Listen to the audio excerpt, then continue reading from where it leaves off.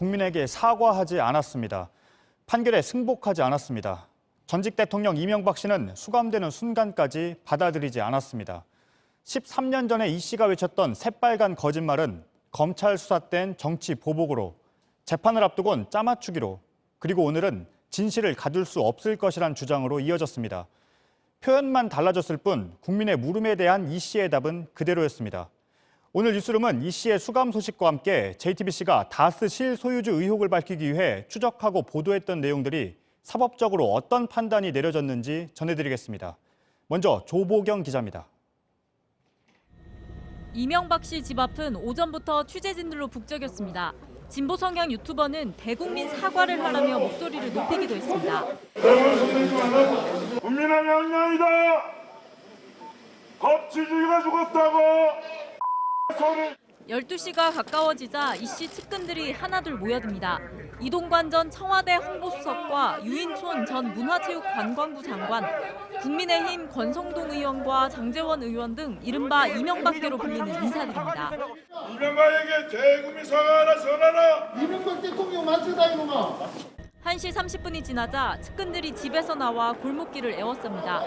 지지자와 시위자가 언성을 높이며 싸우기도 합니다. 진실과 정의가 이긴다. 이 씨가 탄 차량이 주차장에서 나오자 측근들이 이름을 외칩니다.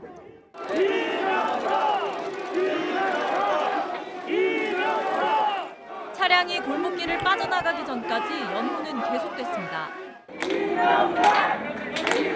건강하십시오. 측근들의 배웅을 받으며 집을 떠난 이 씨는 13분 만에 서울중앙지검 앞에 도착했습니다.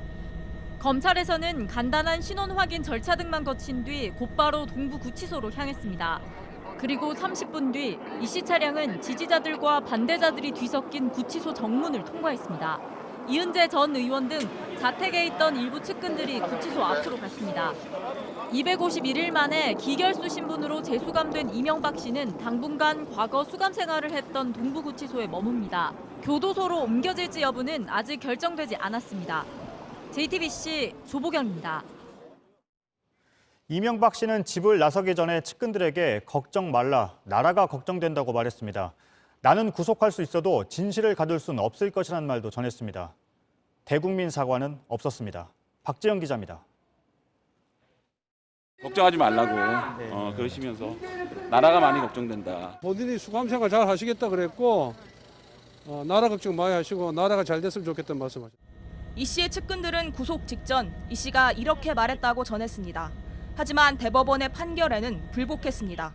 이 씨의 변호인은 서면을 통해 이 씨가 나는 구속할 수 있겠지만 진실을 가둘 순 없을 것이라고 전해달라고 했다고 했습니다.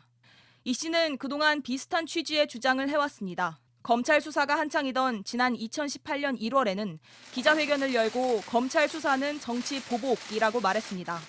적폐청산이라는 이름으로 진행되고 있는 검찰 수사에 대하여 많은 국민들이 보수를 괴멸시키고 정치 공작이자 노무현 대통령의 죽음에 대한 정치 보복이라고 보고 있습니다.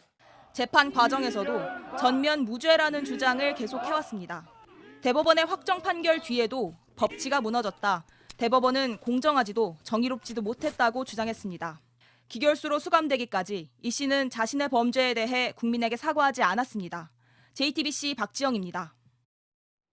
네, 그럼 이명박 씨가 수감되어 있는 서울 동부구치소 앞으로 가보겠습니다. 이도성 기자가 나가 있는데요. 이 기자, 수감된 시간이 정확히 언제입니까? 네, 이 씨는 오후 2시 40분쯤 이곳 서울 동부구치소에 도착했습니다. 이 씨가 도착할 당시에는 이 씨를 지지하는 사람들과 이 씨를 반대하는 사람들이 뒤섞여 있었습니다. 이 지지자들은 대법원 정의실종, 대한민국은 위기 등이 적힌 플래카드를 들었습니다. 이 반면 이 씨 자원외교 비리를 수사하고 재산을 환수해야 한다고 주장하는 일부 시민단체 회원들도 모였습니다. 이 경찰은 기동대 240명을 보내 만일의 사태에 대비했습니다. 지금은 모두 철수한 상태인데요. 이 씨는 현재 수감 절차를 거쳐서 독방에 머무르고 있습니다. 네, 독방에 머무르고 있다고 했는데요. 이전에 쓰던 그 독방에 머무르고 있는 건가요? 네, 맞습니다. 현재 기결수 신분인 이 씨는 미결수 신분으로 썼던 방에 다시 돌아간 것으로 확인됐습니다. 12층에 마련된 13제곱미터 크기의 방인데요. 현재 전담 직원들이 교대로 돌아가면서 이 씨 방을 관리합니다.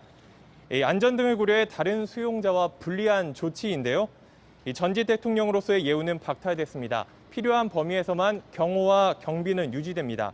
TV와 책상, 매트리스 등 일반 수용자와 동일한 물품을 씁니다. 이 운동 시간과 진료, 정해진 목욕 시간 외에는 방 안에서만 지내야 합니다. 네, 이 기자가 기결수라고 얘기를 했는데요. 구치소는 재판이 다 끝나지 않은, 그러니까 미결수들이 머무는 곳이잖아요. 이명박 씨는 확정 판결이 나온 거니까 그러면 다시 교도소로 수감 장소를 옮기는 거죠? 네, 이 씨는 먼저 분류 심사를 받습니다. 말씀하신 그 기결수는 4개 등급으로 나뉘는데요. 이 심리검사와 형량 등을 고려해 등급이 정해집니다. 이 등급에 따라 접견 횟수와 전화 사용 여부 등이 달라지게 됩니다. 일반적으로 2급이나 3급으로 정해지고 이후 수용 생활 태도나 형량, 남은 형기, 재범 가능성 등을 고려해 등급이 바뀌게 됩니다. 이 법무부 관계자들에게 물어보니 이 씨의 경우는 분류 심사를 마치는데 약 한 달 정도가 걸릴 것이라고 예상했습니다. 이 분류 심사가 끝나야 이송 여부도 결정하게 되는데요. 이감 없이 서울구치소에서 생활했던 노태우 씨의 사례 등을 고려하면 다른 교도소로 옮기지 않을 가능성도 배제할 순 없습니다. 또 기결수 등은 보통 노역을 하지만 이 씨의 나이와 건강 상태를 고려하면 노역할 가능성은 크지 않다는 이야기도 나옵니다. 네, 잘 들었습니다. 이도선 기자였습니다. 이명박 씨의 수감을 지켜본 정치권의 반응은 달랐습니다. 민주당은 뒤늦은 단죄라며 검찰 책임론을 꺼내들었고 국민의힘은 공식적인 입장을 내지 않았습니다. 최승기 기자입니다. 민주당은 13년 만에 이뤄진 뒤늦은 처벌이라고 비판했습니다. 2007년 검찰은 이명박 대통령 후보의 다스와 BBK 의혹에 대해 무혐의 처분했습니다. 그로부터 13년 만에 단죄가 이루어졌습니다.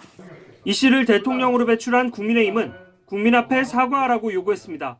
특히 당시 검찰이 부실 수사를 했다며 검찰도 책임져야 한다고 주장했습니다. 이명박 BBK와 김학의 동영상에 면죄부를 줬던 대한민국 검찰에 대한 유죄 판결이기도 합니다. 검찰을 책임진다는 어느 누구도 국민에게 미안하다고 하는 사람이 없다는 사실입니다. 이명박 씨 재수감을 계기로 검찰개혁의 명분이 더 생겼다는 기류도 감지됩니다. 반면 국민의힘은 복잡한 분위기입니다. 김종인 비대위원장이 대국민 사과를 하겠다는 의사를 보인 바 있습니다. 하지만 이 씨가 재수감된 오늘은 당이 공식 입장을 내진 않았습니다. 일부에선 불만의 목소리도 나왔습니다. 징역 17년이라고 하는 사실 죽을 때까지 징역 살아라는 거죠. 이런 그 비극이 계속 반복돼야 되나? 친이명박계인 이재호 상임고문은 문재인 정권이 비민주적이고 잔혹한 정권인 걸 스스로 증명했다고 주장했습니다. JTBC 최승기입니다. 이명박 씨가 수감되면서 2007년 한나라당 대선 후보 경선에서 맞붙었던 두 전직 대통령은 모두 독방에 머물게 됐습니다. 그때 서로를 향했던 공격이 이런 결과를 만들어낸 출발점이기도 합니다. 두 사람을 따르던 계파도 모두 옛말이 되게 됐습니다. 정종문 기자입니다. 2007년 야당 한나라당의 대선 후보 경선은 사실상의 본선으로 불렸습니다. 두 후보는 난타전을 벌였습니다. 도곡동 땅이 누구 땅이냐? 검찰은 이미 다 알고 있습니다. 알고도 왜 덮고 있습니까? 도곡 땅이 어디다고요? BBK가 어디가요? 새빨간 거짓말입니다.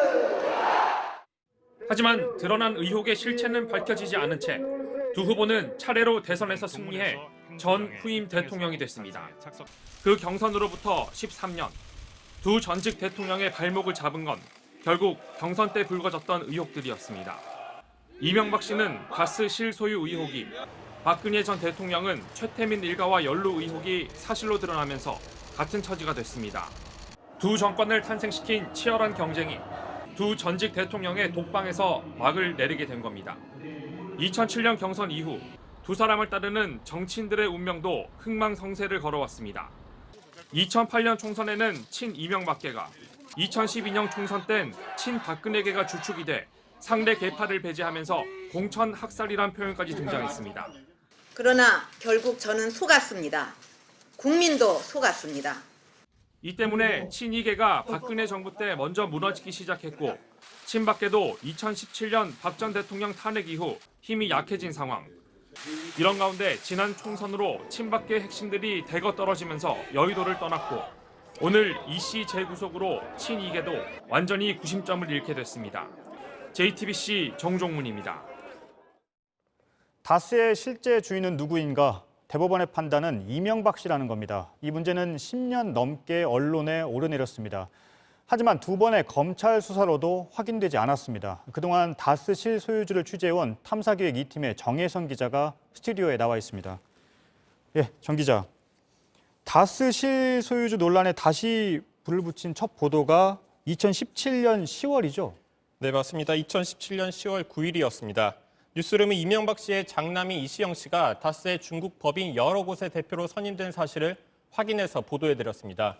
중국 법인 9곳 가운데 4곳입니다. 다스의 최대 주주 이 씨의 형인 이상은 씨입니다. 대표를 결정할 수 있는 최대 주주 이상은 씨가 자신의 장남이 아니라 이명박 씨의 아들, 그러니까 지분이 1%도 없는 시영 씨를 다스의 해외 법인장으로 선임한 겁니다. 이런 사실은 검찰의 수사와 재판 과정에서도 다스의 실소유주가 이명박 씨라는 증거로 쓰였습니다. 이 보도 이후 나흘 뒤인 2017년 10월 13일 BBK 주가 조작 피해자인 장모 씨는 이명박 씨를 검찰에 고발했습니다. 네, 그러니까 첫 보도 나흘 뒤에 고발이 시작된 거네요. 다스는 누구 것입니까? 라는 질문이 다시 등장하기도 했잖아요. 후속 보도는 어떤 내용이었습니까? 네, 다스 본사의 회계, 재무 관리를 총괄하는 직책을 시영 씨가 맡은 것도 저희 취재 결과 확인됐습니다. 예. 중국의 핵심 법인 대표로 선임되는 시점에 다스 본사의 자금까지 관리하는 위치에 오른 겁니다. 이 외에도 다스의 알짜 하도급 기업들을 이명박 씨의 아들 시영 씨가 지배하는 정황에 대해서도 저희가 집중 보도해드렸습니다. 그러니까 다스가 이시영 씨에게 승계되는 과정을 저희가 포착한 뒤에 보도를 해드린 겁니다. 네. 이번에 법원의 판결을 보면 이명박 씨가 300억 원이 넘는 비자금을 조성했다는 내용이 담겼잖아요. 다스 비자금과 특검의 부실 수사 의혹에 대한 보도도 했었죠. 네, 2017년 10월 27일입니다. 저희 취재진은 다스 내부 문건을 입수해서 비자금 120억 원이 조성됐다는 의혹을 제기한 바 있습니다. 2008년 당시 정호영 특검이 비자금 의혹을 제대로 수사했는지에 대해서도 저희가 집중 취재했습니다. 당시 저희가 만났던 다스 관계자의 얘기 한번 들어보겠습니다. 예. 이제 특검이 왔는데 특검 저 검사가 뭐 한번 하는 사람 와 사장실가 커피 내먹고 바로 갔어. 그게 다야. 금방 왔자 금방 왔어. 네, 다스 관계자는 이렇게 수사가 부실하게 이루어지는 동안 문서를 폐기하는 일까지 이루어졌다고 저희 취재진에게 증언한 바 있습니다. 이건 역시 한번 들어보겠습니다. 예. 빼돌리 같은 게 이고 소각하는 거야. 아직 없애려고 그러지. 네. 그러면 이런 보도 이후에 다스에 대한 본격적인 수사가 시작된 건가요? 네, 맞습니다. 해당 보도 이후 서울중앙지검은 다스 실소유주 관련해서 재수사에 나섰습니다. 서울 동부지검은 비자금 관련해서 정호영 전 특검팀을 수사했습니다.